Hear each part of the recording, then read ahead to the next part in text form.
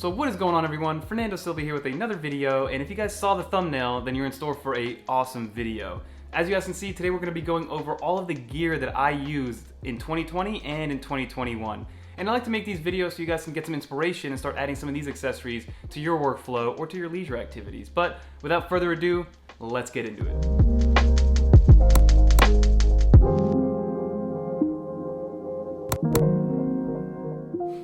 So the first item that we're going to go over is actually the shirt that I'm wearing. So I was on the lookout for some like minimalist clothing, something simple, something that wasn't expensive for no reason. And I ran into this company called Into the AM, which is all about like creators grinding into the night and all this stuff, but their shirts are awesome. So I picked up a couple of their shirts, very minimal, and they're only 15 bucks for these kind of shirts that would normally cost 30 or 40 bucks. So I ended up picking two different colors. So I got it in this black colorway, and I got it in this blue colorway. And what I like about these shirts is that they're nice and form-fitting. They're only 15 bucks. I'll show you guys some B-roll at what it looks like on me. I'm about 5'10" and a half, around 210 pounds. So I'm a little bit of a thick boy, but that's what we're dealing with. And these are in the large, and they're nice and long too. So overall, recommend it for a nice quality work-from-home shirt that you can work out in, but also work in. But if we continue on with all the products that are on that thumbnail, I'm gonna start going from most expensive down to least expensive, right? So let's start off with the actual MacBook Air that I'm rocking. So I have the base model M1 MacBook Air, and I have been loving that computer. Now I have run into a couple of issues, which I'm gonna highlight in my future Microsoft video on the M1, but it's mostly on the Microsoft side, and it has to do with mostly the Microsoft application versus like the SoC, the M1 SoC, or the 8 gigs of RAM, because I do have the base model. And so far, aside from that one little glitch, which has to do with OneDrive and Excel, the computer's been working perfectly. I use multiple tabs of Chrome, multiple tabs in Safari. I even play around with the Brave browser and have a ton of tabs open there. I have LinkedIn running like 50 tabs at a time in real time. So overall, the computer's been great at everything I throw at it, besides, like I said, that one little Excel and OneDrive hiccup. But other than that, it's been really, really good. And if you guys are looking to hop on to the M1 MacBook wave, then you can get these base models usually cheaper through the education store. And I did notice on Twitter that the M1 MacBook Pro is actually on sale on the refurbished site on Apple, which you can get, I believe, for $200 off the retail price. So these computers are just gonna get cheaper and cheaper, especially as the new ones start releasing, whether it is an M1X or an M2, whatever the case may be.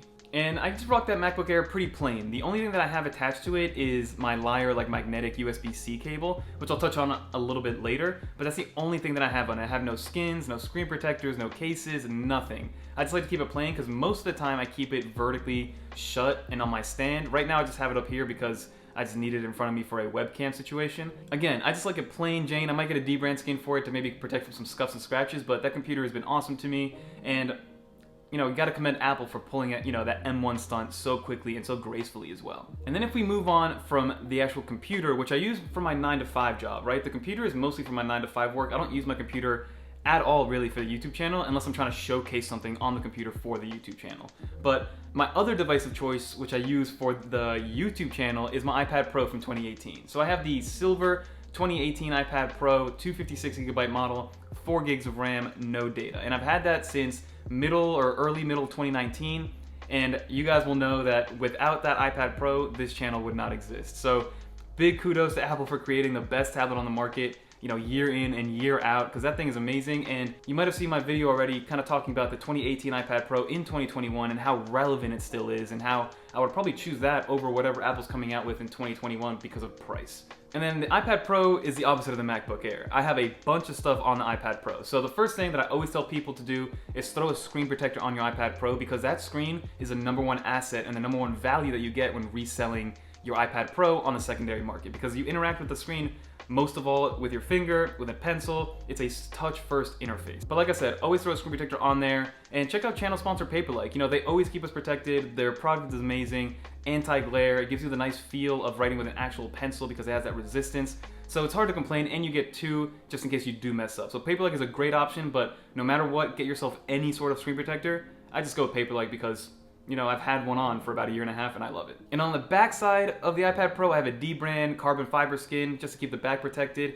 And then every now and then I'll even throw the Pitaka case on there, because the Pitaka case is so thin and works with the 3-pin connectors so well that it still magnetically attaches to the Magic Keyboard. And that is the final accessory, I guess, aside from the Apple Pencil. But the Magic Keyboard is probably the greatest accessory that Apple's ever created. It is my favorite accessory. I would never go back to not using without that one. I had the slim folio keyboard for the iPad Pro when it first came out, just to have some sort of typing experience. And when you go from that to the Magic Keyboard, it is night and day. And for $150 more, it better be night and day, it better be a lot better. But actually the 11-inch Magic Keyboard, I'm gonna link it below, that one's actually down to $200 USD. So there's always deals on them. I know they're a little bit expensive from Apple on the retail side. $350 was a tough pill to swallow, but I don't regret it whatsoever. So those are my two computing devices of choice. For my 9-to-5 job, I have my MacBook Air because I need it. And then for YouTube and pretty much everything else, whether it is leisure, work, even some overlapping work from my 9-to-5 job, I take a lot on the iPad Pro, a lot of Zoom calls because the camera's a lot better on the iPad Pro. So I use it for both a 9-to-5 job, YouTube, and all other leisure activities that I want to have with the iPad Pro, because that thing is just a beast at everything. So let's continue on with these products. So the next thing that I'm going to bring up to you is my charging hub that I keep on my desk at all times. And this is the second iteration that I had of it, and so far they just keep getting better and better. So this is by Pitaka, this is the Air Omni Lite. So they've had the Air Quad, which is what I had before, which charged, just like what the name says, it charges 4 devices at the same time. Then they released the Air Omni, which I didn't get, and that charged up to 6 different devices at the same time. And then they came out with the Air Omni Lite. Now the Air Omni Lite is the one that I currently have, and the reason it's called a Lite versus just a regular Omni is because you have to use your own Apple Watch charger and kind of wire it in through there, but it does lower the price about $50 or $60. So I believe that's why Pitaka went with the Air Omni Lite, just in case people didn't want to spend the extra $60 because they hadn't a spare Apple Watch charger, so they could just opt into that. But other than that, that's the only thing that makes it light. Other than that, you still get 6 options to charge. You have a wireless charger for a phone, wireless charger for headphones, you have a built-in Lightning and USB-C cable that kind of like switches depending on what you need it for. Then you have your Apple Watch charger, which you wire in yourself. On the side, you have a little tray thing that you can open up to put maybe some coins or a spare key or something like that. And then you have a USB-C PD that supports up to 18 watts out, and then a USB-A that supports up to 12 watts out. So all in all, you're looking at a great device that can charge up to 6 different things and hold some goodies in there for you. The one thing that I was a little bit iffy was that it does come with its own proprietary barrel charger to plug into the wall, so it doesn't plug in through USB-C or anything like that, because it probably needs to output, their 70 to 80 watts of total power to support all of the devices. So that is my charging device that I keep on my desk at all times, and I just like to have it there because it keeps all my devices charged up whenever I do really need them. This next little gadget that I have is actually pretty cool for anybody that uses their smartphone to create any sort of film or photography or anything like that, and it is a 2-axis gimbal by Chime. I'm probably wrecking that pronunciation, but it's a 2-axis gimbal. Like I said, I believe it's around $100. It might be a little bit cheaper now at this point. And I was on the market for a 3-axis gimbal, but then I saw this one, which was a lot cheaper, usually half the price of what I was looking at for 3-axis gimbals, and I figured, hey, let me give it a shot. I saw some of the sample shots that came out of it. They look very stable, and so far I love the gimbal. That's what I use for a lot of my B-roll shots. I still use my iPhone as my main camera. Just throw it on the gimbal and it's good to go. And it comes in this nice little hard protection shell case, and it does bring a little tripod, so you could use it as a tripod as well. So if you guys are looking for a gimbal of sorts for your smartphone, look for the 2-axis gimbals, especially this one by Xingyun, because it does come with a corresponding app, and it's a pretty well-known brand as well, highly rated, so highly recommend checking one out if you're in the market for a gimbal. Some other desk accessories that I do want to bring up. So I have my Satechi keyboard. It's the X1 Slim. It's their new keyboard that came out. I've mentioned it and I've done a video on it in the past, which you guys seem to really like.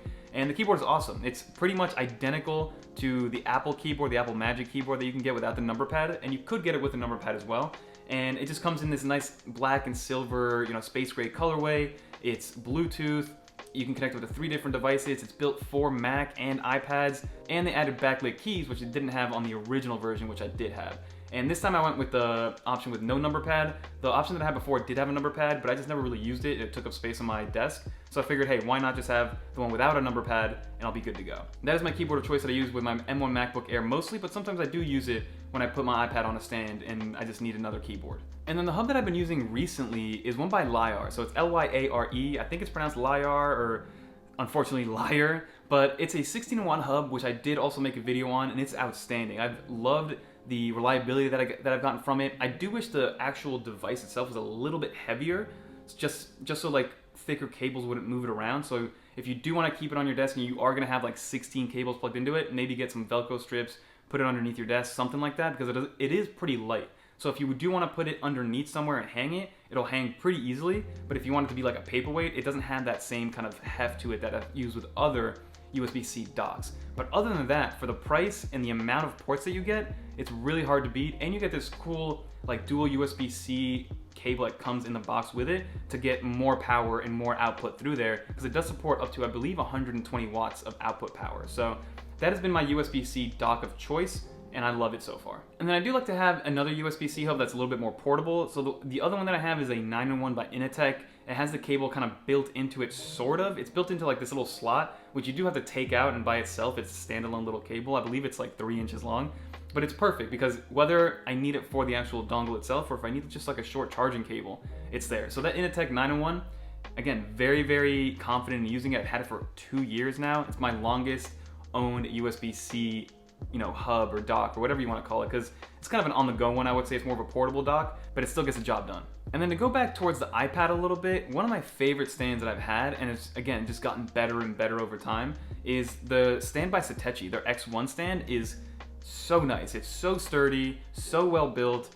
You can move it to pretty much any angle that you would want. You would never have to worry about the iPad tipping backwards or tipping forward because it's so heavy at the bottom, and it has a nice little sticky kind of rubber at the bottom. It's a very sturdy stand, and it better be, because I do believe it's like 40 or 50 bucks, and you could get something a lot cheaper for anywhere from $10 to $20 on Amazon. But I have one of those Amazon stands, and it did get the job done, but you can really tell the difference in quality. So it's really up to you. I'll link them both below, and I'll link all the items that I'm talking about below if you guys do want to check them out.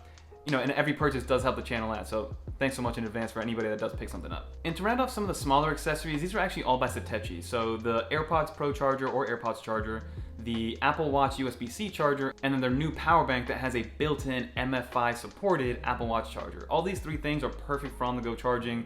All you need is a plug with a USB-C brick, or plug it into your computer, or plug it into your iPad Pro, and it's going to charge everything. Or even plug it into the actual Satechi power bank itself, and then you're charging multiple things at once. So the Satechi power bank has 3 ways to charge things. You can charge your Apple Watch charger with the Apple Watch charger itself. You can charge your phone wirelessly on top, or plug it in via the USB-A or USB-C cable. So you have plenty of options on different ways to charge your device. So I think it's a very versatile power bank. And then the other 2, yeah, they're not power banks, but they're so small that you can put them into any bag, any purse, any travel kit, and it's just there for whenever you're ready to use it. And then for data management, you guys have seen me mention this in the past. It's my RAVPower 500GB SSD. They run for about 70 to 80 bucks depending on when you get it, and they do have a 1TB and a 2TB version now too. So the 500GB is the smallest one, and that's all I really need. I might have to upgrade to the 1TB or 2TB at some point, but for an on-the-go SSD, great transfer speeds. It brings a USB-A to USB-C and a USB-C to USB-C cable, so you have the options of whatever device you're using it with.